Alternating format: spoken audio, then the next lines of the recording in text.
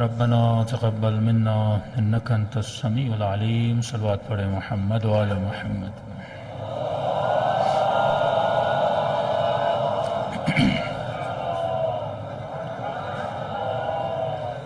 بسم اللہ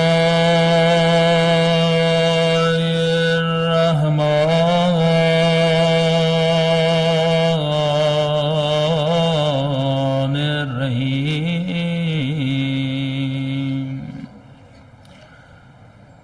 الحمد للہ رب العالمین.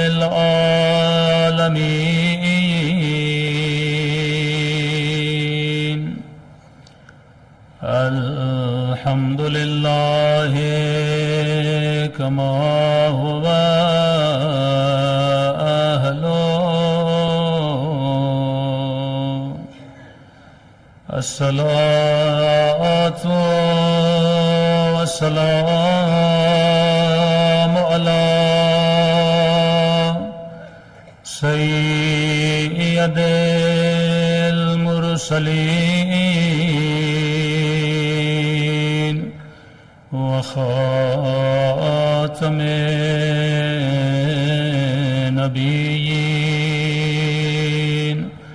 ابی القاسم محمد اللہم صلی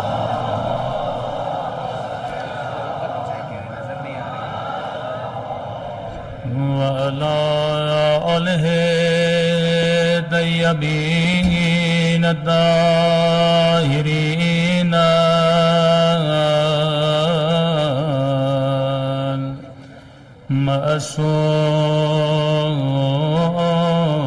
معصومین.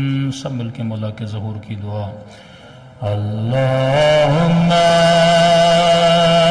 کل ولیک حجت ابن الحسن صلواتک علیہ وعلی آبائه فی هذه الساعة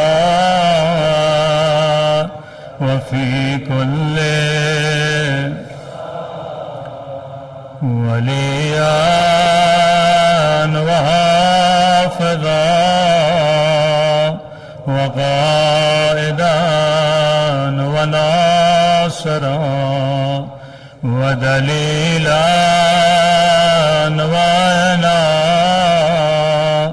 حتى تسكنه أرضك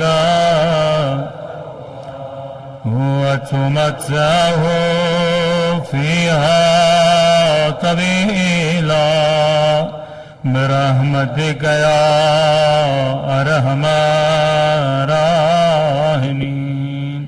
صلوات پڑھیں محمد.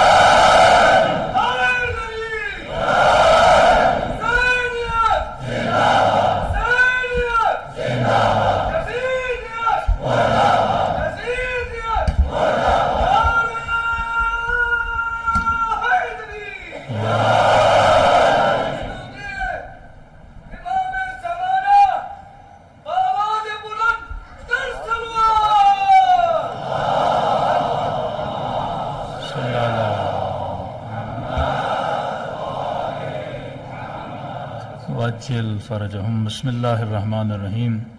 رب اشرح لی صدری ویسر لی امری واحلل عقدۃ من لسانی یفقهوا قولی.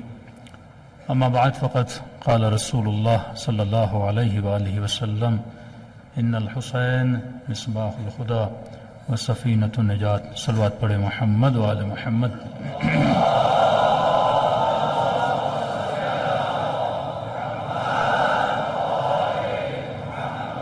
دعا ہے پروردگار عالم ہم سب کی عبادتوں کو اپنی بارگاہ میں قبول فرمائے، اور جس مقصد زندگی کی خاطر یہ مجالس رکھی جاتی ہیں خدا ان مقاصد میں بھی ہم سب کو کامیابیاں نصیب فرما دے۔ نبی کریم کی بہت مشہور اور معروف حدیث کہ ان الحسین مصباح الہدی، کہ حسین چراغ ہدایت ہے۔ وہ قرآنی آیات ہوں یا فرامین معصومین ہوں، جب بھی کسی موضوع کو سمجھانا چاہتے ہیں تو تمثیل یا مثال کے ذریعے سے سمجھایا جاتا ہے۔ مثال ذکر کرنے کا مطلب یہ نہیں کہ انسان اس مثال پہ اٹک جائے۔ مثال کے ذکر کرنے کا مطلب یہ ہوتا ہے کہ یہ مثال جہاں تک ہمیں پہنچانا چاہتی ہے انسان کا ذہن وہاں تک پہنچ جائے۔ اور اکثر مثالیں جو دی جاتی ہیں وہ مٹیریلسٹ مثالیں ہوتی ہیں، کہ مثلاً اگر آپ میں سے کسی سے یہ سوال کرے کہ غیبت بڑا گناہ ہے یا زنا بڑا گناہ ہے، تو عمومی طور پہ جواب یہی ملتا ہے کہ زنا بڑا گناہ ہے۔ حالانکہ احادیث اس کو اشد من الزنا بیان کرتی ہیں، کیونکہ زنا انفرادی گناہ ہے، غیبت اجتماعی گناہ ہے۔ انفرادی گناہ جب انسان کرتا ہے تو اس کی ذات کو نقصان پہنچتا ہے، اجتماعی گناہ کرنے سے خود کو بھی نقصان پہنچاتا ہے اور معاشرے کو بھی فاسد کرتا ہے۔ لیکن جب اس گناہ کی برائی کو بیان کیا گیا تو بعض روایات تو اتنی سخت ہیں کہ فرمایا جس نے غیبت کی اس کی مثال ایسے ہے جیسے کعبۃ اللہ میں اپنے محرم رشتے کے ساتھ زنا کیا۔ کبھی آپ نے سوچا کہ خدا ایسی مثال کیوں دے رہا ہے؟ کیونکہ اللہ کو بھی پتا ہے کہ میرے ذہن میں زنا بڑا گناہ ہے، اور جب تک گناہ جسمی نہ ہو میں اسے بڑا نہیں سمجھتا، اور جب کوئی بھی گناہ جسمی ہو جاتا ہے جس کا تعلق انسان کے جسم سے ہوتا ہے وہ میری نگاہ میں گناہ بہت بڑا ہوتا ہے۔ تب کہا کہ یہ غیبت کا گناہ اس گناہ سے بھی کیا ہے؟ بدتر ہے۔ یہاں ایک بحث چلی اہل سنت میں اور شیعوں میں اور ایون ہمارے علماء کے بیچ میں بھی کہ نبی بشر ہیں یا نبی نور ہیں، کیونکہ جب لفظ زبان سے ادا ہوتا ہے تو ذہن میں کیا بنتا ہے؟ تصور بنتا ہے۔ مثلا میں کہوں نجف تو آپ کا ذہن فوراً کہاں پہنچا؟ نجف پہنچ گیا۔ میں کہوں گا کربلا تو ذہن کہاں پہنچا؟ کربلا پہنچ گیا۔ خود لفظ کی اہمیت نہیں ہوتی۔ اب یہ جو میں باتیں کر رہا ہوں، لفظ ادا کر رہا ہوں، الف بے تے کی کوئی ویلیو نہیں ہے۔ لفظ کا مطلب یہ ہے کہ جو میرے باطن میں ہے وہ اس کو کیا کرے؟ ظاہر کرے۔ لفظ انسان کے باطن کو ظاہر کرتا ہے، لیکن اگر میں صرف الف بے تے الف بے تے الف بے تے بولتا رہوں تو آپ کو میری کوئی بات بھی سمجھ نہیں آئے گی۔ لفظ محمل ہو، لفظ مستعمل ہو، ایک ایسا لفظ جو معنی رکھتا ہو۔ اب اگر لفظ معنی رکھتا ہے تو اپنے ساتھ ایک تصور بھی لاتا ہے۔ جب میں شعر بولتا ہوں تو آپ کے ذہن میں تصور شعر آتا ہے، جب میں بلی بولتا ہوں تو آپ کے ذہن میں بلی آ جاتی ہے، جب میں انسان بولتا ہوں تو آپ کے ذہن میں انسان آتا ہے۔ تو لہٰذا خدا اگر کسی موضوع کو سمجھانا چاہتا ہے تو وسیلہ کیا ہے سمجھانے کے لیے؟ الفاظ۔ اور الفاظ اپنے آپس میں کیا رکھتے ہیں؟ تصور رکھتے ہیں۔ اور سب سے پہلا تصور جو میرے ذہن میں آتا ہے اگر وہ تصور ہی غلط ہو تو معنی کیا ہو جائے گی؟ غلط ہو جائے گی۔ نبی نور ہیں، نبی بشر ہیں، یہ بحث چلی۔ بعض نے کہا کہ بشر ہیں، بعض نے کہا کہ نور ہیں۔ جنہوں نے دلیل دی بشر ہیں ان کی دلیل یہ تھی کہ بھائی نبی ملائکوں سے افضل ہیں اور ملائک نور ہیں، اور نبی خود کہہ رہے ہیں انما انا بشر مثلکم، میں تمہاری طرح کیا ہوں؟ بشر ہوں۔ تو کہا کہ نبی جب ملک سے افضل ہے اور ملک نور ہے اور نبی بشر ہے تو بشر کیا ہوا؟ افضل ہوا۔ کچھ نے کہا نہیں، بشر نہیں ہے، نور ہیں، کیونکہ بشر مادے اور مٹیریل کا نام ہے، بشر فنا ہونے کا نام ہے، تو لہٰذا نبی نور ہیں، کیونکہ اللہ اپنے لیے کہتا ہے اللہ نور السماوات والارض، اللہ زمین و آسمان کا نور ہے، اور خود نبی نے کہا کہ اول ما خلق اللہ ہو نوری، حالانکہ مسئلہ نہ نور کا تھا نہ بشر کا تھا، مسئلہ لفظ کو سمجھنے کا تھا کہ جب ہمیں نور کے معنی سمجھ نہیں آئیں گے تو ہم کنفیوژن کا شکار ہو جائیں گے۔ اب میں جب لفظ نور لیتا ہوں تو آپ کے ذہن میں سب سے پہلا تصور کس چیز کا آتا ہے؟ روشنی کا۔ اور جب میں کہتا ہوں نبی نور ہیں تو آپ کے ذہن میں کیا آتا ہے؟ نبی روشن ہے۔ تو کیا واقعاً اہل بیت علیہ الصلوۃ والسلام یا رسول خدا اگر کسی گلی سے گزرتے تھے تو کیا یہ مثال ایسے ہے کہ جب گلی سے گزرتے تھے تو جس طرح ایک بلب روشن ہوتا ہے کیا گلی اس طرح روشن ہو جاتی تھی؟ اگر ایسا ہوتا تو پھر چھٹے امام کے جب واقعات پڑھتے ہیں کہ مختلف واقعات میں امام خانہ خدا کی جب زیارت کے لیے جاتے تھے، زوار خانہ خدا کی مدد کرتے تھے، اور کئی لوگ امام کو پہچانتے نہیں تھے۔ اگر چہرے سے لائٹ نکل رہی ہوتی جو ہمارے ذہن میں تصور نور ہے، اگر چہرے سے روشنی نکل رہی ہوتی تو ہر بندے کو پہچاننا چاہیے تھا کہ یہ کون ہے؟ یہ میرا امام ہے۔ لیکن وہ شخص کہتا ہے کہ جب میں نے دیکھا یہ اتنی خدمت کر رہا ہے زوار خانہ خدا کی، اور میں نے رات کے اندھیروں میں سے مناجات کرتے ہوئے سنا تو یہ آواز مجھے جانی پہچانی لگی، ارے اس آواز کو تو میں نے مدینے میں سنا ہے۔ اور جب میں آگے بڑھا اور چہرے پر نگاہ پڑی تو مجھے پتا چلا یہ میرا چھٹا امام موجود ہے۔ ایسا نہیں کہ اہل بیت اگر گلی میں چلتے تھے یا گھروں میں آتے تھے تو جس طرح آپ کے بلب کی روشنی ہوتی ہے اسی طرح سے ان کے چہروں سے کیا نکلتا تھا؟ نور نکلتا تھا۔ ہاں اگر چاہتے اپنی نیت اور ارادے سے گلی کو روشن کر سکتے تھے، اگر چاہتے تو پوری کائنات کو بھی نورانی کر سکتے تھے۔ تبھی ملتا ہے کہ جب مولا کا ظہور ہوگا اکثر لوگ یہ کہیں گے ہم نے دیکھا تھا پر پہچانا نہیں تھا۔ یہ نہیں نور کا مطلب کہ چہرے سے کیا نکل رہا ہو؟ روشنی نکل رہی ہو۔ اب نور سے مطلب کیا ہے؟ کیونکہ جب ہمارا تصور ہی لفظ سے غلط ہے تو ہماری معرفت بھی کیا ہو جاتی ہے؟ غلط ہو جاتی ہے۔ اصل مسئلہ امت میں مسلمانوں میں کس چیز کا ہے؟ لفظوں کا مسئلہ ہے نا۔ ایک بندہ ایک لفظ سے ایک معنی لے رہا ہے، دوسرا بندہ لفظ سے دوسری معنی لے رہا ہے۔ اور خدا بھی جب سمجھانا چاہتا ہے تو کن چیزوں کے ذریعے سمجھاتا ہے؟ الفاظ کے ذریعے سمجھاتا ہے۔ تو فرمایا نور سے مراد روشنی نہیں ہے، نور سے مراد علم ہے۔ جو علم خدا دادی علم ہے جو اہل بیت علیہ الصلوۃ والسلام کو ملا، لیکن نور کی تشبیہ کیوں دی گئی؟ یہ بولا جاتا ہے یہ علم ہے، جبکہ علم کی تعریف بھی آتی ہے تو بولا جاتا ہے العلم نور۔ علم کیا ہے؟ نور ہے۔ علم کو روشنی کیوں بولا جاتا ہے؟ کیونکہ علم چھپی ہوئی چیزوں کو ظاہر کر دیتا ہے۔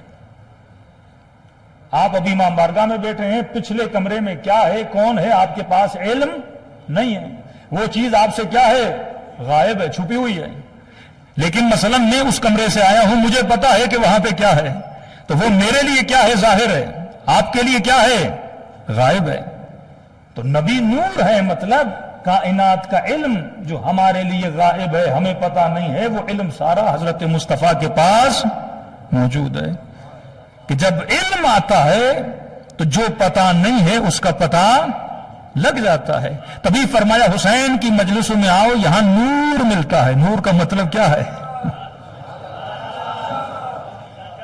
بندہ نورانی بنتا ہے۔ یہ تو نہیں آپ مجلس سے نکلیں گے اور آپ کو 8-10 لائٹیں لگ جائیں گی اور گلی میں جاؤ گے تو لوگ کہیں گے بڑا روشن ہو گیا بندہ۔ ہاں؟ نور کا مطلب کیا ہے؟ مطلب علم لیتے ہو، تمہارے ذہنوں کو ذکر حسین روشن کرتا ہے، تمہارے ذہنوں کو علم ملتا ہے، اور زندگی گزارنے میں انسان کو کیا ملتی ہیں؟ آسانیاں ملتی ہیں۔ اب رسول نے اس حدیث میں اسی طرح سمجھانے کی کوشش کی کہ ان الحسین مصباح الہدی، حسین چراغ ہدایت ہے۔ لفظ استعمال کیا چراغ کا۔ اب آپ اگر گلگت سے مثلا اسکردو جاؤ، بلتستان جاؤ اور گاڑی رات کو لے کر جا رہے ہو، اب روڈ کو کون دکھاتا ہے؟ جو گاڑی کی ہیڈ لائٹ ہوتی ہے، چراغ ہوتا ہے، اس کا کام کیا ہے؟ روڈ دکھائے۔ خدا نہ خواستہ وہ چراغ بند ہو گیا تو آپ کو روڈ نظر نہیں آئے گا، ایکسیڈنٹ ہونے کا خطرہ ہے۔ تو فرمایا اگر روڈ پر چراغ نہ ہو تو روڈ اور راستہ نہیں ملتا، اور ضلالتوں اور گمراہی میں اگر خدا نے کسی کو چراغ بنایا ہے تو حسین ابن علی کو بنایا ہے۔ یہ چراغ گھروں کو دکھانے کے لیے نہیں ہے، یہ چراغ روڈوں کو دکھانے کے لیے نہیں ہے، یہ چراغ کس کو دکھانے کے لیے؟ راہ ہدایت کو دکھانے کے لیے۔ اب لفظ بدل کر امیر المومنین کے لیے بھی ایسا ہی ایک جملہ ہے کہ علی الحق والحق مع علی، علی حق کے ساتھ ہے، حق علی کے ساتھ ہے۔ فرمایا یہ نہ دیکھنا کہ حق کہاں جا رہا ہے، یہ دیکھنا کہ علی کہاں جا رہے ہیں۔ 5 منٹ کے لیے رک کے سوچئے یا رسول اللہ کیا یہ ممکن ہے کہ حق کہیں اور جائے اور علی کہیں اور جائے؟ تو یہ کہنا کیوں پڑا کہ یہ مت دیکھنا کہ حق کہاں جا رہا ہے، یہ دیکھنا کہ علی کہاں جا رہے ہیں۔ اب کنفیوژن کب بنتا ہے؟ مثلا رسول خدا دنیا میں تھے، نبی کے ساتھ بڑے ساتھی ساتھ تھے، اب ظاہر نبی بھی حق، نبی کا ساتھ دینے والے بھی حق۔ اب رسول خدا دنیا سے چلے جاتے ہیں، ایک بڑا کنفیوژن کریٹ ہو جاتا ہے۔ جنگ جمل، ایک طرف علی ابن ابی طالب، دوسری طرف نبی کی زوجہ ہے۔ جنگ صفین، ایک طرف علی ابن ابی طالب، دوسری طرف بقول مسلمان کاتب وحی ہے۔ اب امت کی نگاہ میں تو سارے حق ہیں نا، امت تو سب کو حق مانتی ہے نا بھائی۔ جنہوں نے قائد اعظم کا ساتھ دیا رائٹ اور لیفٹ، تو بندے سب کہتے تھے نا سب کیا ہیں؟ ظاہر جنہوں نے ریگولیشن میں ملک بنانے میں ایک ساتھ دیا ہے تو ظاہر کیا ہے؟ حق ہیں۔ اب رسول نہیں ہیں، یہ جو بدر میں رسول کے ساتھ، خیبر میں رسول کے ساتھ، خندق میں رسول کے ساتھ بڑے بڑے رشتے ہیں نبی کے ساتھ، کوئی صحابی ہے، کوئی زوجہ ہے۔ اب اچانک ایک سادہ سا بیچارہ عام سا مسلمان وہ تو کیا دیکھے کہ 2 حق جو ہیں آپس میں لڑ پڑے ہیں۔ اس کو میں سمجھانے کے لیے اس طرح کہتا ہوں، بعض مومنین کہتے ہیں مولانا رمضان میں جب ہم ٹی وی کھولتے ہیں تو 4 5 مولوی بیٹھے ہوتے ہیں، ہاں 4 5 مولوی، اور آپس میں ایسے لڑتے ہیں جیسے مرغا لڑتا ہے۔ ہاں کہتے ہیں ہمیں پتہ ہی نہیں لگتا کہ واقعاً اتنا علم حاصل کرنے کے بعد جب ان کو ہی پتہ نہیں حق کیا ہے۔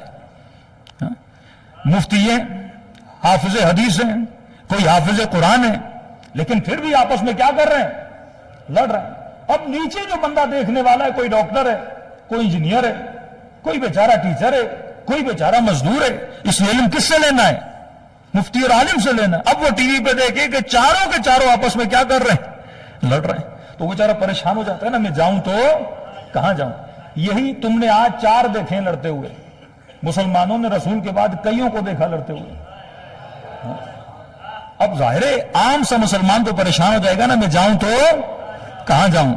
تو نبی نے فرمایا یہ مت دیکھنا حق کہاں جا رہا ہے۔ حق کا نعرہ لگانے والے بہت ہوں گے، اللہ کا نام لینے والے بہت ہوں گے، لیکن یہ نہ دیکھنا حق کا نام لینے والا کہاں جا رہا ہے، یہ دیکھنا کہ علی کہاں جا رہا ہے۔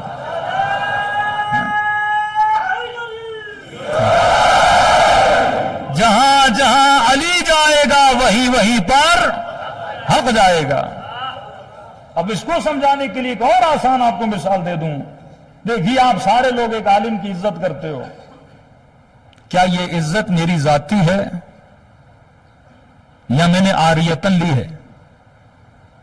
ایک مرتبہ آپ ایک گھر میں رہتے ہو، آپ کا اپنا ہے، ایک مرتبہ آپ گھر بڑا اچھا ہے لیکن ہے کرائے کا، کبھی بھی بندے کو گھر سے نکالا جا سکتا ہے۔ آپ ہماری عزت کرتے ہو ہماری وجہ سے نہیں، اہل بیت کی وجہ سے تو اس میں ہمارا کوئی ذاتی شرف نہیں ہے، یہ شرف کس کا ہے؟ حسین ابن علی کا ہے۔ عزت ہو رہی ہے حسین کی وجہ سے، عزت ہو رہی ہے ذکر حسین کی وجہ سے۔ کبھی بھی کوئی خطا ہو جائے، غلطی ہو جائے، یہ عزت کبھی بھی جا سکتی ہے۔ آئے منتظری کا بڑا نام تھا، لیکن ایک دن آیا وہ نام کیا ہو گیا؟ خراب ہو گیا۔ کبھی عزت آتی ہے اور کبھی عزت چلی جاتی ہے، کیونکہ یہ عزت میری ذات کا حصہ نہیں ہے، میں نے لی ہے کس سے؟ آل محمد سے لی ہے۔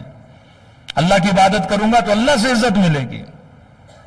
اور آسان کر کے سمجھاؤں، آپ مثلا بریانی کھا رہے تھے اور بریانی میں نمک تھا، تو آپ نے کہا کہ اس چاول میں اور اس چاول کے اندر نمکینی کہاں سے آئی؟ تو جواب کیا ملے گا؟ نمکینی آئی نمک سے. آپ نے پانی پیا، پانی میٹھا تھا. آپ نے کہا اس پانی کے اندر مٹھاس کہاں سے آئی؟ تو کسی نے کہا شہد سے آئی، شکر سے آئی. چاول میں نمکینی کہاں سے آئی؟ نمک سے آئی. چاول خود نمکین نہیں ہوتا، وہ نمک سے نمکینی لیتا ہے. پانی خود میٹھا نہیں ہوتا، وہ شہد یا شکر سے مٹھاس لیتا ہے. لیکن اگر کوئی جوان یہ پوچھے مولانا نمک کی نمکینی کہاں سے آئی، آپ بولو گے نمک کی نمکینی اس کے ذات کے اندر ہے. آپ بولو گے شہد کی مٹھاس کہاں سے آئی، شہد کی مٹھاس اس کے ذات کے اندر ہے. تو سب کسی نہ کسی سے حق لیتے ہیں، علی کی ذات کے اندر حق ہے.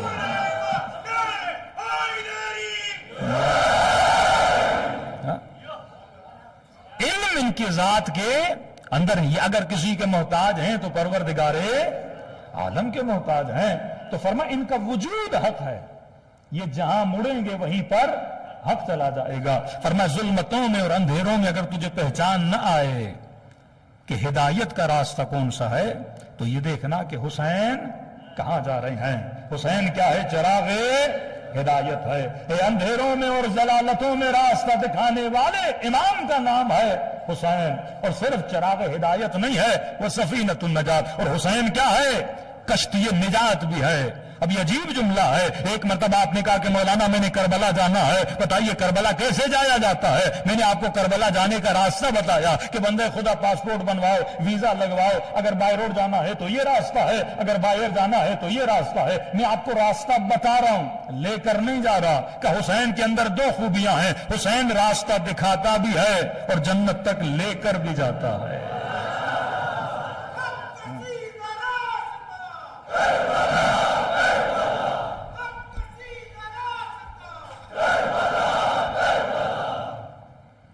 فرمایا یہ کشتی نجات ہے، یہ صرف راستہ دکھاتا نہیں ہے، یہ نجات کی کشتی ہے. یہ تجھے سوار کر کے اور معاشروں کے بھنور سے نکال کر جنت تک پہنچاتا بھی ہے. اور یہ وہی کشتی ہے جس میں آج مجلس حسین میں آپ آ کر سوار ہو گئے ہیں. لیکن سوار یہ ہے کہ بندہ ہمیشہ سوار رہے، یہ نہیں کہ مجلس کے بعد کشتی سے اتر کے چلا جائے. اگر ہمیشہ اس کشتی میں سوار رہو گے تو تمہارا راستہ بالآخر کہاں تک پہنچے گا؟ جنت تک پہنچے گا. اور اس کی دلیل یہ ہے کہ حر جب اس کشتی میں سوار ہوا تو حسین نے کہا حر تو دنیا میں بھی حر ہے اور آخرت میں بھی حر ہے. صلوات پڑھے محمد و آل محمد.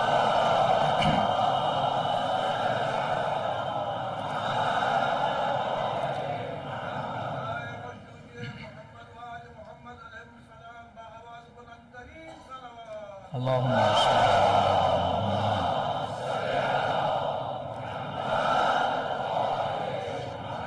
وعجل فرج. آواز اگر تھوڑی بڑھا دیں کیونکہ 3 دن میں پھر گلے کا ستیاناس ہو جائے گا اگر اس طرح رہا. صلوات پڑھے محمد و آل محمد.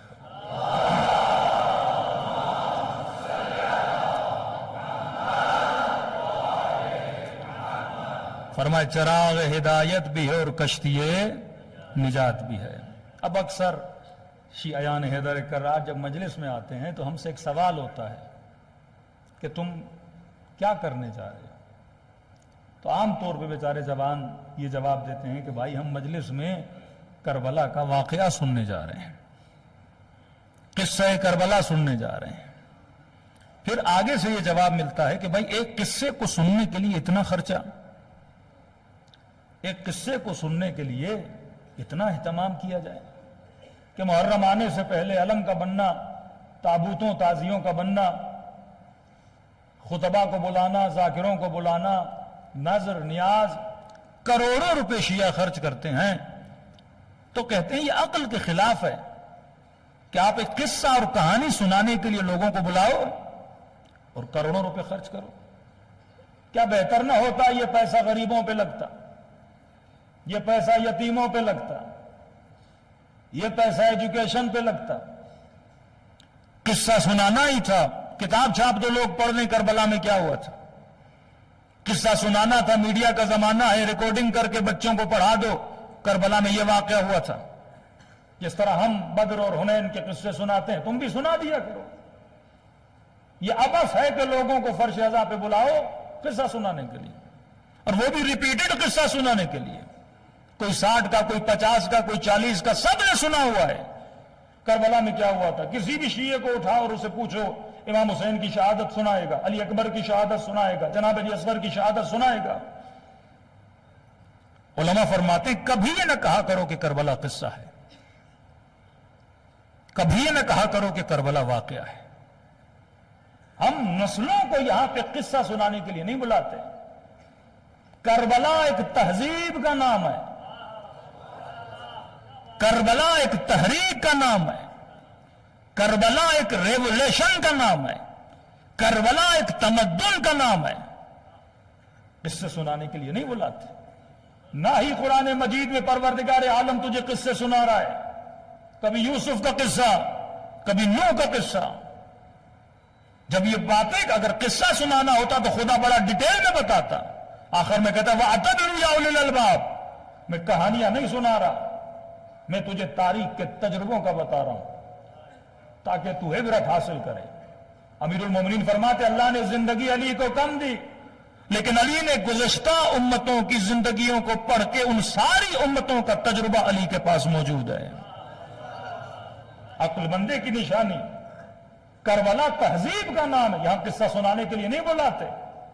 بچوں کو، بڑوں کو فرش عزا پہ بٹھا کر ہم مکتب اہل بیت کی تہذیب سکھاتے ہیں، ہم فکر حسین ان کے ذہنوں میں منتقل کرتے ہیں، ہم یہاں پر آ کر ادب عباس سکھاتے ہیں، ہم یہاں پہ آ کر عفت زینب بتاتے ہیں، ہم یہاں پہ آ کر شجاعت علی اکبر کا ذکر کرتے ہیں، تاکہ ان جوانوں میں وہ کربلا کی تہذیب پیدا ہو جائے۔ تبھی آیت اللہ فلسفی کہتے ہیں جب ایران کے کچھ اہل سنت کے علاقوں میں گئے اور وہاں پہ دیکھا کہ بے راہ روی بہت بڑھتی جا رہی ہے، بے دینی بہت بڑھتی جا رہی ہے، انہوں نے علماء اہل سنت کو جمع کیا اور امر بالمعروف پہ بڑی تاکید کی کہ کیا ہوا، مسجدوں میں رش کم ہے، حجاب کم ہوتا جا رہا ہے، معاشرے میں فسق بڑھتا جا رہا ہے، کہ علماء امت تبلیغ کیوں نہیں کرتے، لوگوں کو راہ راست پہ کیوں نہیں بلاتے، مسجدیں تجھے بنا کر دی ہیں، جمعے تمہارے پاس ہیں، لاؤڈ اسپیکرز تمہارے پاس ہیں، کیوں نہیں کرتے؟ آیا فلسفی کہتے ہیں جب میں نے آدھے گھنٹے تقریر کی اور تقریر ختم ہوئی، ایک عالم اہل سنت کھڑا ہو گیا، کہنے لگا آغا فلسفی، جو نعمت آپ کے پاس ہے وہ نعمت ہمارے پاس نہیں ہے۔ آغا فلسفی خدا کی قدر جانو، جو نعمت تمہارے پاس ہے وہ ہمارے پاس نہیں ہے۔ آغا فلسفی نے کہا کیا کہنا چاہتے ہو؟ کہ بڑی مشکل سے ہم لوگوں کو جمعے میں بلاتے ہیں، وہ بھی پیر سن لوگ آتے ہیں، خواتین ہمارے یہاں جمعے میں نہیں آتی، تھوڑی بہت تبلیغ کر لیتے ہیں، ڈیلی نماز میں اتنے لوگ نہیں آتے۔ کہ تم شکر خدا کرو کہ خدا نے تجھے حسین جیسی نعمت عطا کی ہے، کسی قوم کے پاس یہ نعمت نہیں ہے کہ ہر عمر کا بندہ فرش عزا پہ بیٹھا ہوتا ہے، جوان بھی ہے، بوڑھا بھی ہے، آفیسر بھی ہے، خواتین بھی ہیں، بچے بھی ہیں۔ فرمایا یہ تہذیب ہمارے پاس نہیں ہے، یہ نعمت خدا نے تم شیعوں کو دی ہے۔ ایک سیاسی پارٹی جلسہ بھی کرنا چاہے، 20 گاڑیاں، پیسوں کی لالچ، کھانے کی لالچ لوگوں کو دے کے بلاتی ہے، لیکن فرمایا تم شیعوں کے یہاں محرم کا چاند نظر آتا ہے، زیادہ اعلان کرنے کی ضرورت نہیں پڑتی، بس یہ بولا جاتا ہے کہ زہرا کے لال حسین کی مجلس ہے۔ کہ لوگ گھروں سے نکل کر جوک در جوک تمہاری بارگاہوں میں آتے ہیں، واللہ یہ نعمت ہمارے پاس نہیں ہے۔ تو جب نعمت بڑی ہے تو انسان کی ذمہ داری بھی کیا ہو جاتی ہے؟ بڑی ہو جاتی ہے۔ تو یہ مت کہنا کہ کربلا قصہ ہے، کربلا ایک تہذیب ہے، کربلا ایک اصول ہے، کربلا زندگی گزارنے کا طریقہ ہے۔ جب تک اس کربلا کو سمجھو گے نہیں تب تک انسان کی زندگی بدلتی نہیں ہے۔ اور کربلا کا ہر کیریکٹر اس کا کربلا میں ہونا ضروری تھا، واللہ اگر ہور کربلا میں نہ ہوتا تو کربلا کامل نہ ہوتی، کربلا میں اگر جون نہ ہوتا تو کربلا کامل نہ ہوتی، کربلا میں اگر وہب نہ ہوتا تو کربلا کامل نہ ہوتی، کربلا میں اگر زہیر نہ ہوتا تو کربلا کامل نہ ہوتی۔ یہ ہر کیریکٹر جو کربلا میں موجود ہے یہ انسان کی زندگی کو بدلنے کے لیے کافی ہے۔ 5 منٹ کے لیے تصور کریں اگر کربلا میں ہور نہ ہوتا تو عزادار مجلس حسین میں کس بخشش کی نیت لے کر آتا؟ یہ حر کا کردار ہے کہ انسان کو امید ملتی ہے کہ حسین کی مجلس میں جاؤ، جب حسین حر کو سینے سے لگا سکتے ہیں تو میرے گناہوں کو بھی بخش کے سینے سے لگا سکتے ہیں۔ کربلا میں مذہب کی تفریق نہیں ہے، کربلا میں وہب موجود ہے جو پہلے مسیحی تھا، حسین سے ملنے کے بعد شیعہ بنا۔ کربلا میں زہیر موجود ہے جو پہلے عثمانی تھا لیکن حسین کے ملنے کے بعد شیعہ علی ابن ابی طالب بنا، مکتب اہل بیت میں آ گیا۔ کربلا میں غلام موجود ہے، رنگ کا کالا بھی موجود ہے، رنگ کا سفید بھی موجود ہے۔ کربلا میں 6 مہینے کا بچہ بھی موجود ہے، کربلا میں 4 سالہ سکینہ بھی موجود ہے، کربلا میں جون اور سعید جتنا بوڑھا بھی موجود ہے۔ یہ وہ مقام کربلا ہے جو انسان کو تہذیب سکھاتا ہے، زندگی کرنے کا سلیقہ سکھاتا ہے۔ اب صرف خود کو کربلائی بولنے سے کوئی کربلائی نہیں بنتا، ایک مرتبہ زمین کربلا سے ہو کر آتے ہو، نسبت زمین سے ہوتی ہے، خود کو کربلائی کہلاتے ہو، لیکن حقیقت میں کربلائی وہ ہے جو اپنی زندگی میں اصول کربلا کو پیدا کرنا شروع کر دے۔ اگر کربلائی اصول میری زندگی میں آ جائے تو میری دنیا بھی بدل جائے، میری آخرت بھی بدل جائے۔ صلوات پڑھے محمد و آل محمد۔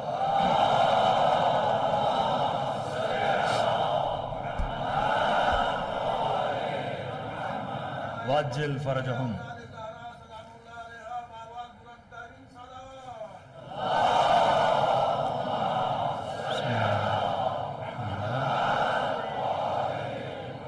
آئیے آج ایک اصل کربلا کی زندگی کا ذکر کریں اور دیکھیں کہ واقعاً ہمارے وجود میں یہ اصل کتنا پایا جاتا ہے۔ اصول کربلا اگر ہماری زندگی میں نہیں تو میرے عزیز زندگی کربلا ہی نہیں۔ 3 دن میں جتنا بیان کر سکے بیان کریں گے۔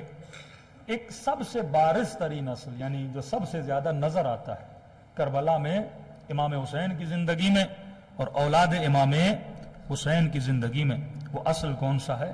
کربلا میں ایک چیز نظر آتی ہے اور اس کا نام ہے خوف پروردگار عالم۔ کربلا میں خوف پروردگار عالم نظر آتا ہے۔ سیدہ زینب کو دیکھیں، خدا کا خوف نظر آتا ہے۔ امام حسین کو دیکھیں، خدا کا خوف نظر آتا ہے۔ حر کا پلٹنا دیکھیں، خدا کا خوف نظر آتا ہے۔ اب معصوم فرماتے ہیں صرف یہ کہنا کہ میرے دل میں خوف خدا ہے یہ کافی نہیں ہے۔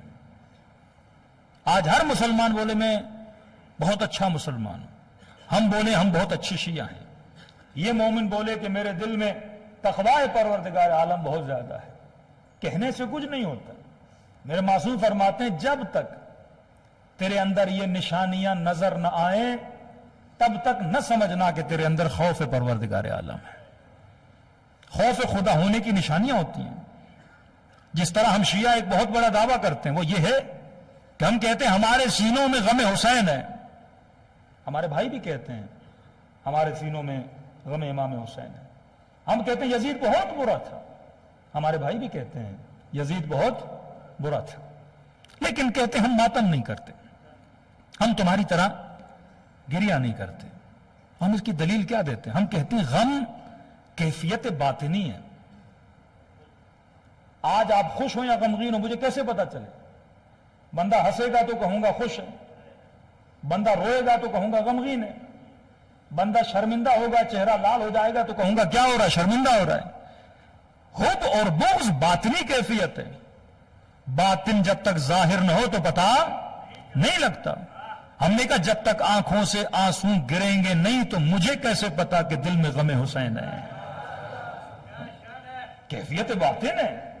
جب تک باطن، آج مثلا اہل سنت کے بہت بڑے عالم طارق جمیل صاحب جب واقع کربلا پڑھتے ہیں اور آنکھوں سے آنسو بہتے ہیں تو ہم کہتے ہیں نا اس کے دل میں غم حسین موجود ہے۔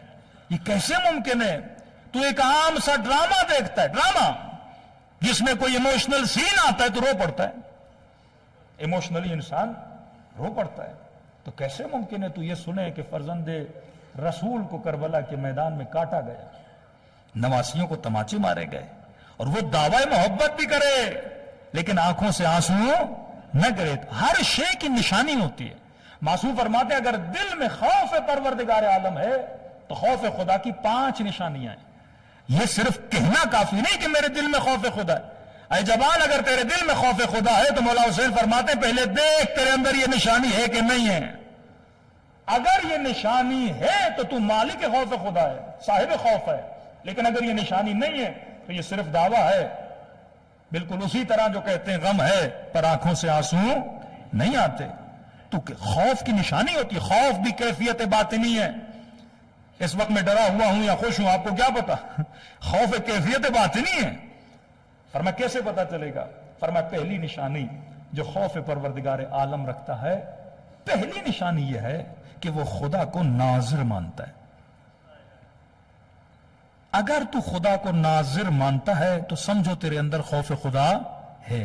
ناظر کا مطلب یعنی یہ تیرا بلیو ہے، یہ تیرا ایمان مستحکم ہے کہ ہر لمحہ مجھے پروردگار عالم دیکھ رہا ہے.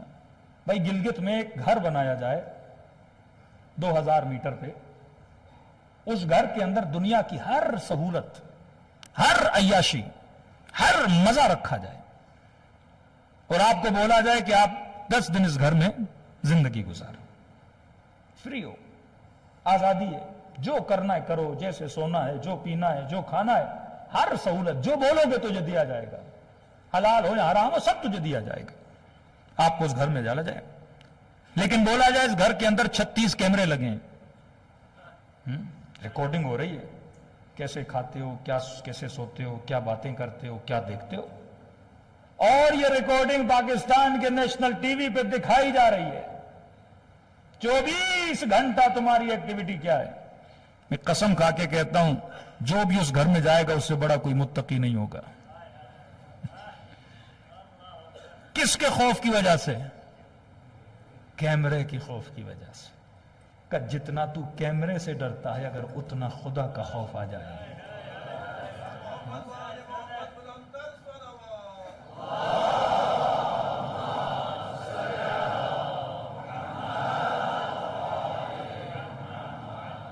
جتنا تیرے دل میں کیمرے کی آنکھ کا خوف ہے اتنا اگر اللہ کی آنکھ کا خوف ہو جائے. عین اللہ الناظرہ، اللہ کی وہ آنکھ جو کیا کر رہی ہے؟ نظارت کر رہی، تجھے دیکھ رہی. علانیۃ و سرا، صرف یہ نہیں کہ لوگوں کے سامنے بندہ متقی بنے، جب اپنی تنہائیوں میں جائے اس وقت بھی کیا یہ تیرا ایمان ہے کہ خدا دیکھ رہا ہے؟ جب رات کے اندھیروں میں موبائل چلاتا ہے اس وقت بھی یہ تیرا ایمان ہے کہ خدا دیکھ رہا ہے؟ جب تنہائیوں میں سفر کرتا ہے اس وقت بھی تیرا ایمان ہے کہ خدا تجھے دیکھ رہا ہے؟ آج معاشرے میں بے راہ و روی کیوں ہے؟ کیونکہ خوف خدا نہیں ہے. وہ سیاستدان ہو، وہ سرمایہ دار ہو، وہ عام انسان ہو، یہ گناہ کیوں کرتا ہے؟ یہ عوام پہ ظلم کیوں کرتا ہے؟ یہ لوگوں کے حقوق سلب کیوں ہوتے ہیں؟ کیونکہ ایک چیز نہیں ہے، وہ خوف خدا ہے. کہنا اور ہے ہم اللہ سے ڈرتے ہیں، لیکن عملاً اللہ کو ناظر بہت کم لوگ مانتے ہیں. آج الحمدللہ پاکستان کی اسمبلی میں چلے جائیں بہت بڑا لکھا ہوتا ہے لا الہ الا اللہ محمد الرسول اللہ. صلوات پڑھے نبی کی شان میں.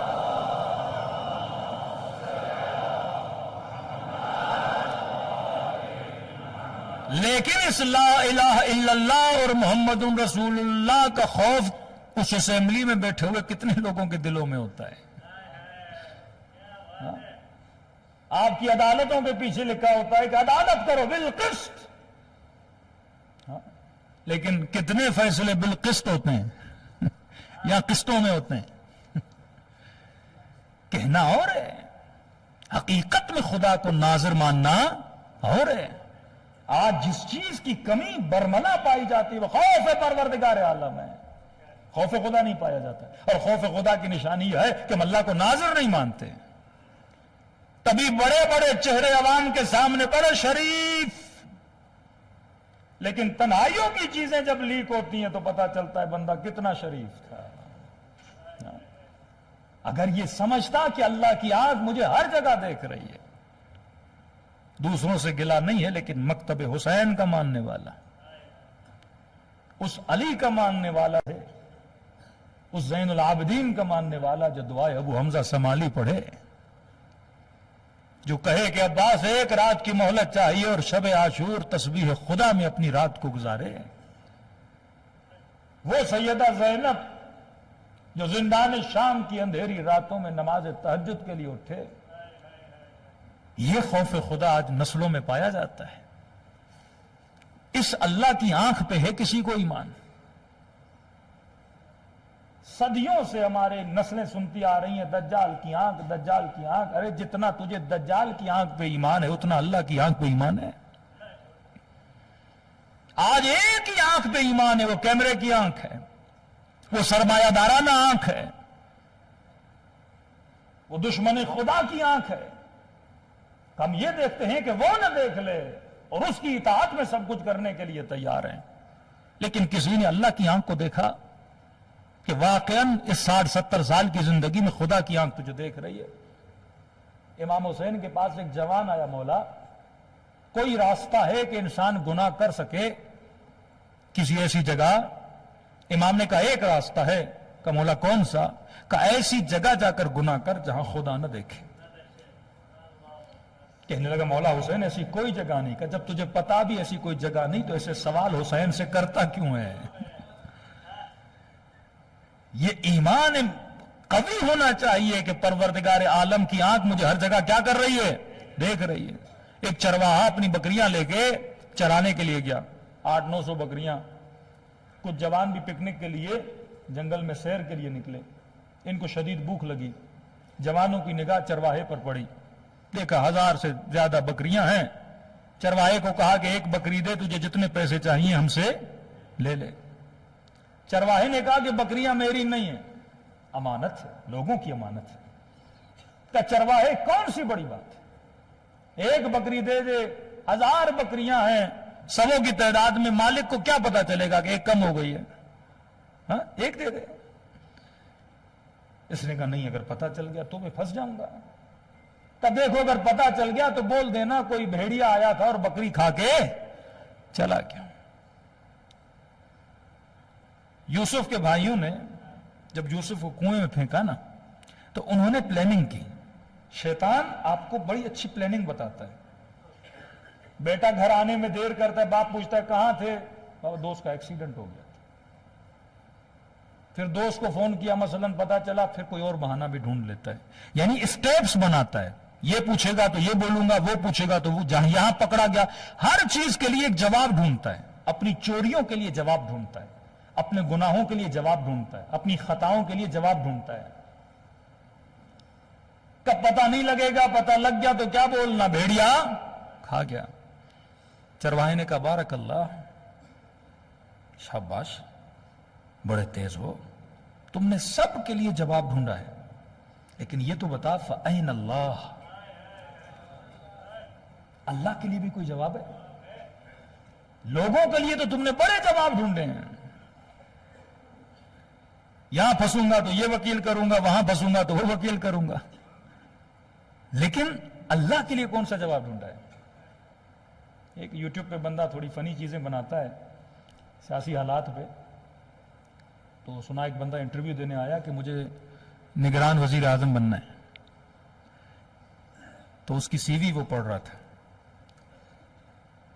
کہ آپ کے کارنامے کیا ہیں، آپ کی ایبلٹی کیا ہے، کیا کر سکتے ہیں آپ.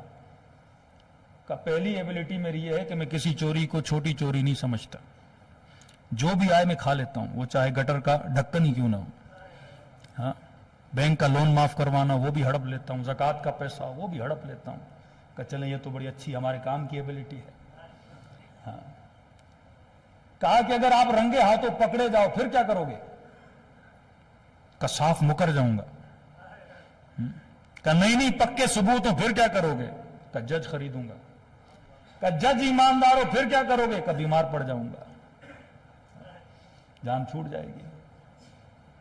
تو ہم نے ہر شے کے لیے اس دنیا میں بہانے ڈھونڈ کے رکھے، لیکن آج تک کسی نے سوچا فَأَيْنَ اللَّهُ کہ واقعاً تم پروردگار عالم کو جواب کیا دو گے؟ چھٹے امام کے پاس ایک شخص ہے، مولا میں گناہ کرنا نہیں چاہتا لیکن کیا کروں، عادت ہے.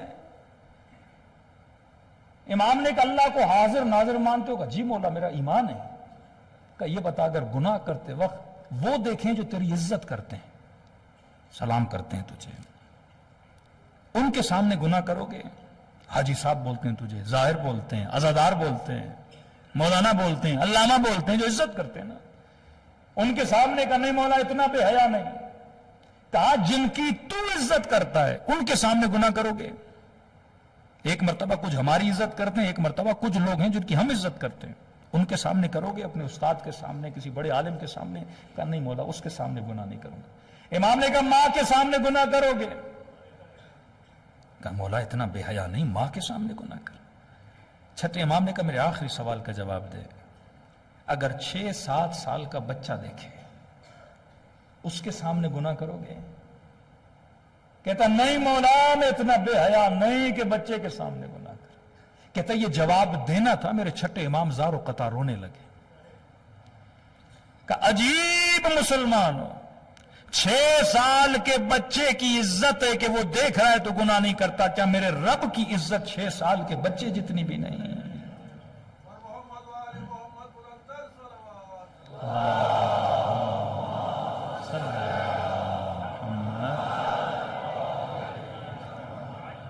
یہاں تیرا ایمان ہے، خدا دیکھ رہا ہے، یہاں تیرا ایمان نہیں ہے۔ اگر تیرا ایمان ہے، اللہ کی آنکھ کو ناظر مانتا ہے، تو بندے کے وجود میں کیا ہونا چاہیے؟ خوف پروردگار عالم ہونا چاہیے۔ اب کبھی کبھی یہ ہوتا ہے بندہ با تقوی ہوتا ہے لیکن انجانے میں سے غلطی ہوتی ہے، تو علماء فرماتے ہیں ایسے بندوں کو خدا خواب کے عالم میں بیدار کرتا ہے تاکہ اسے اپنی غلطی کا احساس ہو اور اپنی غلطی کو کیا کرے؟ صحیح کرے۔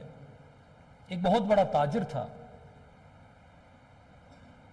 بیواؤں کی مدد کرتا تھا، یتیموں کی مدد کرتا، بچیوں کی شادیاں کرواتا، لوگوں کے گھروں میں راشن بیچتا، یعنی پورے اہل علاقہ میں مشہور تھا کہ اس سے بڑا کوئی خیر نہیں۔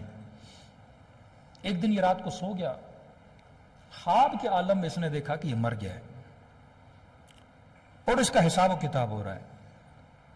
ملائک اس کا سارا چیک کر رہے ہیں، تم نے یہ اچھائی کی، تم نے یہ اچھائی کی، کہ سب کو چیک ہو کے مجھے کیا بولا؟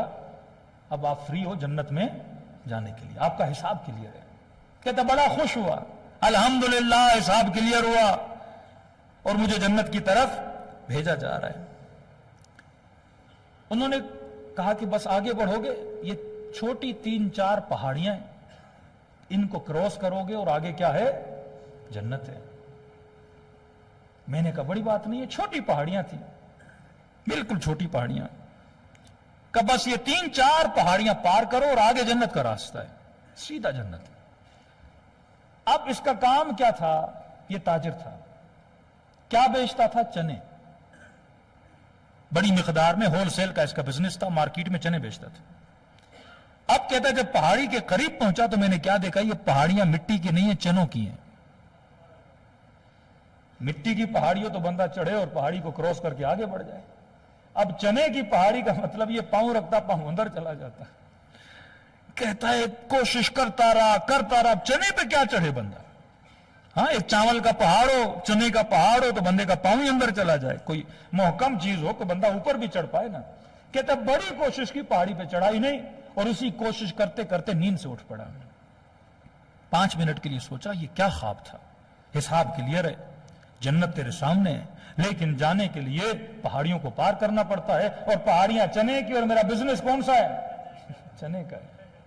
پریشان ہوا، مارکیٹ میں آیا، کتاب اٹھائی، حساب و کتاب کیا، کہیں کسی کا قرضہ، کہیں کسی کے پیسے تو نہیں ہے میں نے دینے، بڑا حساب کیا، کوئی چیز نظر نہیں آئی۔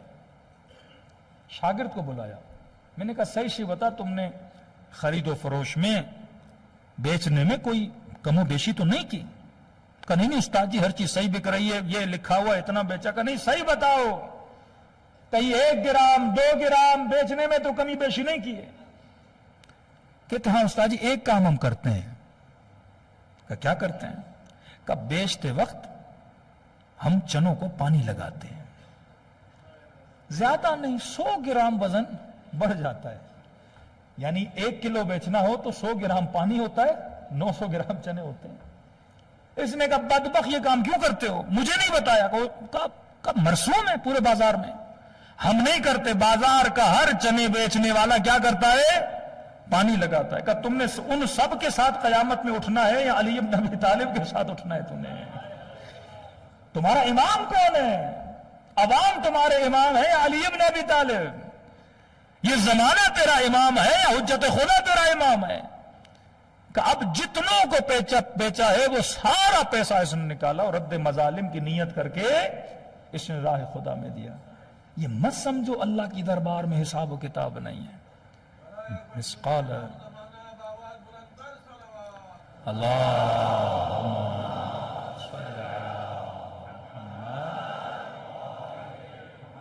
مسقال ذرۃ خیرا یرہ ومسقال ذرۃ شرا یرہ.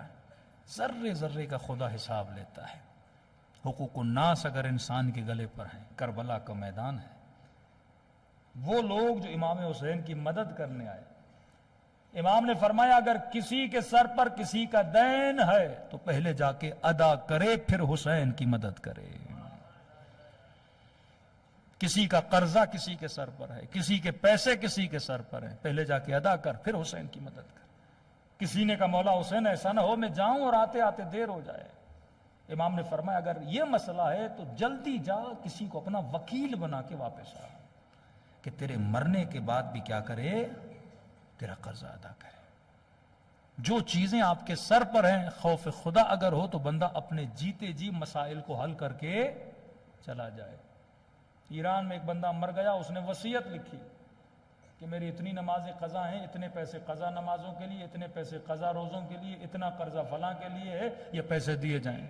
مولانا کہتے ہیں جب ہم وصیت پہ عمل کرنے کے لیے آئے، بیٹوں کو کہا کہ یہ باپ نے پیسہ بولا تھا نمازوں کے لیے روزوں کے لیے، انہوں نے کہا جب اس نے نہیں پڑھی ہم کیوں پڑھائیں. تو کبھی اولاد پہ بھی بھروسہ یہ نہیں ہونا چاہیے. اپنی زندگی میں بندہ نکال کے ادا کر دے، کیونکہ جب تک تو زندہ ہے یہ اختیار کس کے پاس ہے، تیرے پاس ہے، پروردگار عالم نے دیا ہے. 2 جوان آئے نا رسول خدا کے پاس، اور ان کے پاس گودام تھا پورا کھجوروں کا، اور انہوں نے سارا گودام اپنے والد کے ایصال و ثواب کے لیے اللہ کی راہ میں دے دیا. رسول جب اس گودام میں آئے تو زمین پر 1-2 کھجوریں پڑی تھیں. نبی نے وہ کھجوریں اٹھائیں، کہا اگر اپنی زندگی میں یہ 2 کھجوریں اپنے ہاتھ سے دیتا تو اس کا ثواب جو کچھ تم نے دیا ہے اس سے زیادہ ہوتا. جو آپ خود کرتے ہو اس کا ثواب بہت زیادہ ہوتا ہے. تو انسان اپنے وجود میں خوف خدا بنائے. حر اگر حر بنا اسی خوف خدا کی وجہ سے. یہ صفت اگر انسان کے وجود میں نہ ہو نا، خوف الہی کی صفت. اب یہ میں نے پڑھا نہیں ہے لیکن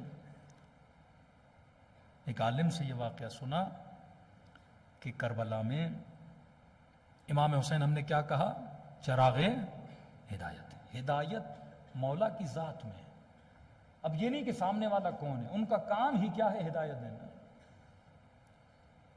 کہتے ہیں شمر جب مولا کے سینے پہ سوار تھا اس وقت بھی مولا کی کوشش تھی کہ شمر کو اپنی طرف کیا کریں، متوجہ کریں کہ شمر دیکھ تو کس کے سینے پہ سوار ہے، اس چہرے کو غور سے دیکھ، یہ کس کا چہرہ ہے. کہ مجھے نہیں جانتا میں کون ہوں، میں تیری نبی کی بیٹی کا بیٹا حسین ہوں.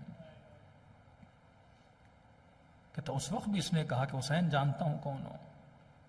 کہ شمر تیرا مقصد کیا ہے؟ کہ مقصد آپ کا قتل ہے. امام نے فرمایا میرے بدن کو دیکھ اتنے زخم آئے، اگر تو تھوڑی دیر کے لیے کھڑا ہو جائے خون بہے گا اور خود بخود میری روح پرواز کر کے نکل جائے گی. قتل ہی تیرا مقصد ہے حسین، ویسے ہی دنیا سے چلے جائیں گے، لیکن اپنے ہاتھوں کو حجت خدا کے قتل سے رنگین نہ کر، کیونکہ ہر خطا کی معافی ہے پر قتل حسین کی معافی نہیں ہے. کہ گناہ بہت بڑا ہے. پھر بھی باز نہ آیا. کہتے ہیں جب اس نے خنجر چلایا تو وہ خنجر امام حسین کا گلا کاٹ نہیں رہا تھا. کہنے لگا حسین یہ گلا کیوں نہیں کٹ رہا؟ کہ یہ وہ جگہ ہے جہاں پہ میرے نانا بوسہ دیا کرتے تھے. یہ وہ جگہ ہے جہاں میری اماں زہرا بوسہ دیا کرتی تھی. میں نے پڑھا نہیں، یہ میں نے سنا ہے، لیکن یہ بات دل کو چھوئی تب جب میں نے یہ جملہ امام زمانہ سے سنا کہ میرا سلام ہو کربلا کے اس شہید پہ جس کی گردن کو پیچھے سے کاٹا گیا تھا. آخر تک کوشش کر رہے تھے کیونکہ چراغ ہدایت جب حر مولا کی خدمت میں آیا، آنکھوں پہ پٹی ہاتھوں میں رسی، امام نے فرمایا حر آنکھوں پہ پٹی کیوں باندھی ہے؟ کہ مولا اے کاش اندھا ہو جاتا، پر مولا کی آنکھوں میں آنکھیں ڈال کے نہ دیکھتا۔ اور ہاتھوں میں رسی کیوں باندھی ہے؟ فرمائے کاش مولا ہاتھ کٹ جاتے پر آپ کی لجام فرس میں ہاتھ نہ ڈالتا۔ حسین کہتے آجا میرے سینے سے لگ جا، نہیں، کہا بھیا حر حسین کے سینے سے لگ جا۔ جب کوئی معافی مانگ کر ان کے در پہ آتا ہے، یہ قریبی ترین رشتے میں اس کو پکار کے اپنے سینے سے لگاتے ہیں۔ اب خوف اتنا حر کے وجود میں کہ امام نے کہا بھیا حر میرے سینے سے لگ جا، بشارت تھی حر تجھے جنت مبارک ہو، لیکن تاریخ لکھتی ہے حر روتا رہا۔ کہ مولا آپ نے معاف کیا؟ کہ حسین معاف کیا۔ کہ مولا اگر اجازت ہو میں زہرا کی بیٹیوں سے معافی مانگوں۔ کہ حر اس پورے گھرانے کا اخلاق ہے کہ اگر میں نے معاف کیا تو سمجھو میری بہنوں نے معاف کیا۔ کہ مولا سکون نہیں مل رہا، اجازت دے میں خود معافی مانگوں۔ جب امام نے پوچھا حر اتنا اصرار کیوں کر رہا ہے؟ کہتا ہے مولا جب آپ کا راستہ روکا تھا نا، مجھے کچھ اماریوں سے کچھ بیبیوں کے رونے کی آواز آ رہی تھی۔ یہ اخلاق حر تھا۔ یہی اخلاق لے کر اگر مجلس میں آؤ گے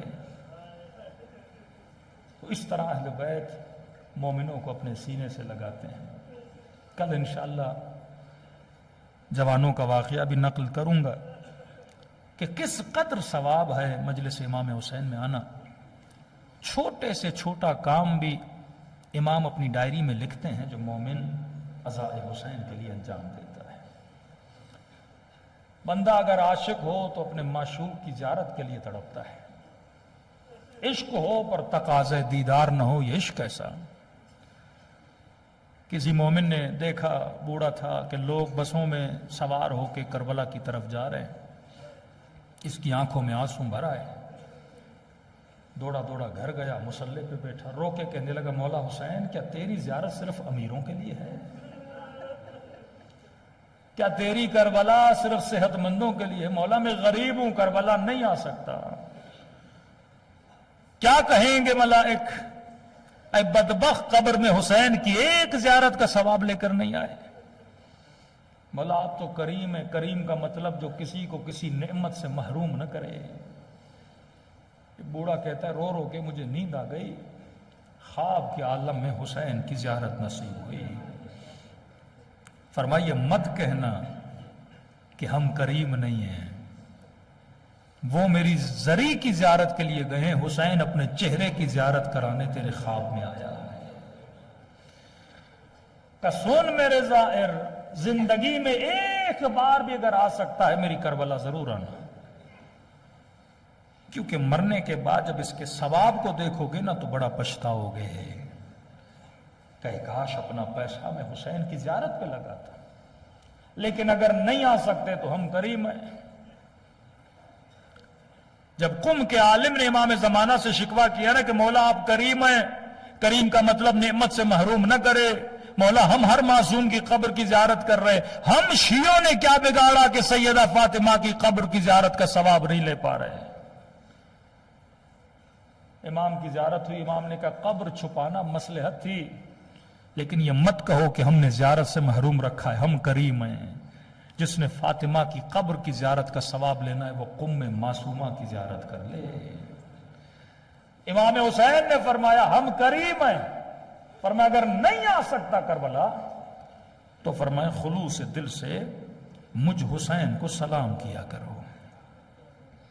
مولا ایک سلام کروں گا ثواب زیارت مل جائے گا؟ فرمایا جب سلام کرو اور نہ چاہتے ہوئے اگر آنکھوں میں آنسو آ جائیں۔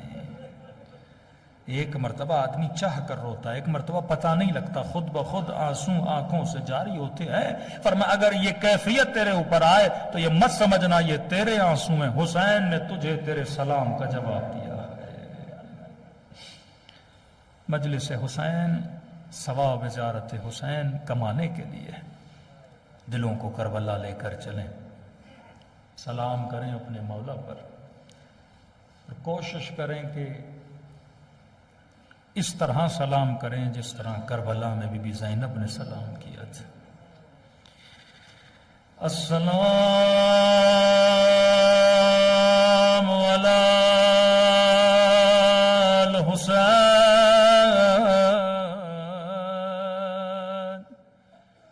وعلی علی ابن الحسین سب مل کے وعلی اولاد الحسین وعلی اصحاب. آواز بڑھا دیں بارے دیگر. السلام علی حسین وعلی علی ابن وعلی اولاد الحسین وعلی.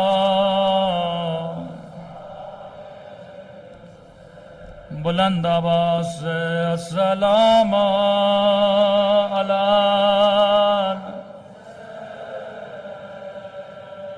وعلی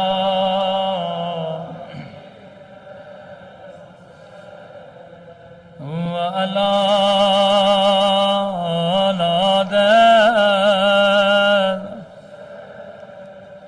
وعلی اصحاب. سب مل کے السلام علی الحسین وعلی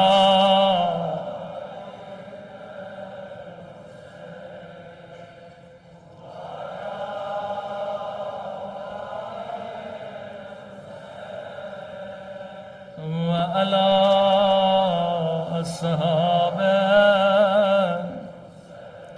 میرا سلام ہو زینب کی لٹی ہوئی چادر پہ.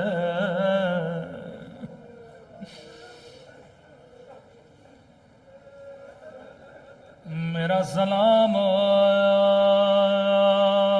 رباب کی اجڑی ہوئی گودی پہ.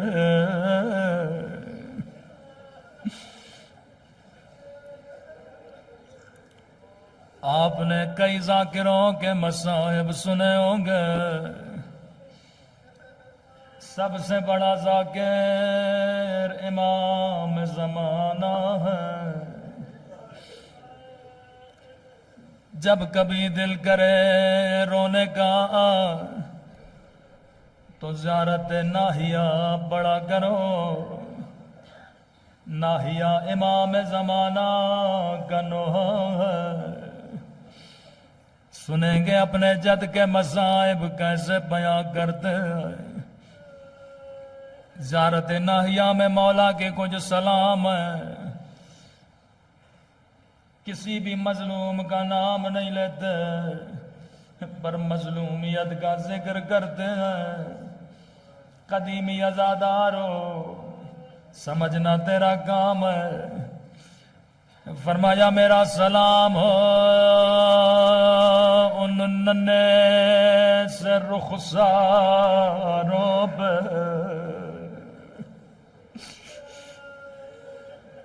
اللہ جانے یہ کس بی بی کے رخسار نشانی خود بتاتی ہے. فرمایا میرا سلام ننے سے رخساروں پہ او جن کا رنگ بدلتا رہا. یہ نہیں کہا جن کا رنگ بدل گیا بلکہ بدلتا رہا. کبھی شمر کے تماچوں نے رنگ نیلا کیا کبھی ظالم کے تماچوں نے رنگ کالا کیا. آواز تھوڑی بڑھا دیں بہت کم ہے آواز. رسول خدا کی حدیث ہے مسلمانوں کبھی حیوا کو بھی منہ پہ نہ مارا کرو، انہوں نے نبی کی نواسیوں کو چہرے پہ تماچے مارے۔ جب بابا کا کٹا ہوا سر سکینہ کی گودی میں آیا، رو رو کے کہنے لگے او میرے غریب الوطن بابا، او میرے پیاسے بابا، بابا ذرا آنکھیں کھولو، ذرا میرے زخمی رخسار دیکھو۔ بابا تیری سکینہ کا رخسار چھوٹا تھا لیکن ظالم کا ہاتھ بڑا تھا۔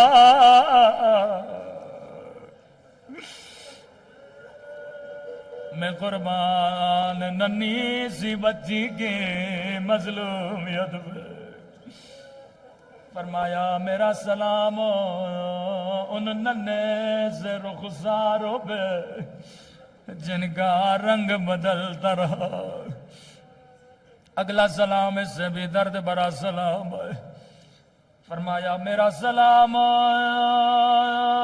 ان زخمی کلائیوں پہ جنہیں رسیوں سے باندھا گیا تھا۔ اللہ جانے یہ کس بی بی کی کلائیاں ہے۔ کسی عالم نے کہا یہ زینب کے بندے ہاتھ ہیں۔ میں نے کہا کربلا میں بی بی زینب پہ بڑے بڑے مصائب آئے، بی بی نے تازیانے کھائے، نو کے نیزہ سے ظالم نے سیدہ کو کئی مرتبہ مارا، لیکن امام زمانہ نے وہ مصیبت یاد نہیں کی بلکہ سیدہ کے بندھے ہوئے ہاتھوں کو یاد کیا۔ اللہ جانے یہ کیسی مصیبت تھی۔ جب میں نے یہ روایت پڑھی بات سمجھ میں آ گئی۔ راوی کہتا ہے 11 محرم کو او زینب اونٹ سے آئے سے گری جیسے عباس گرے تھے۔ شاید کوئی زبان کا مولانا یہ آپ نے کیا پڑھا؟ ارے زینب کے تو بازو سلامت تھے، عباس کے بازو سلامت نہیں تھے۔ میں نے کہا جواب میں نہیں دوں گا۔ امام زمانہ فرماتے ہیں میرا سلام ہو میری ان پھپھیوں پہ اور جن کے بازو ان کی گردن سے بندھے تھے۔ او زینب ایسے گری جیسے عباس گرے تھے۔ الا لعنت اللہ علی القوم الظالمین۔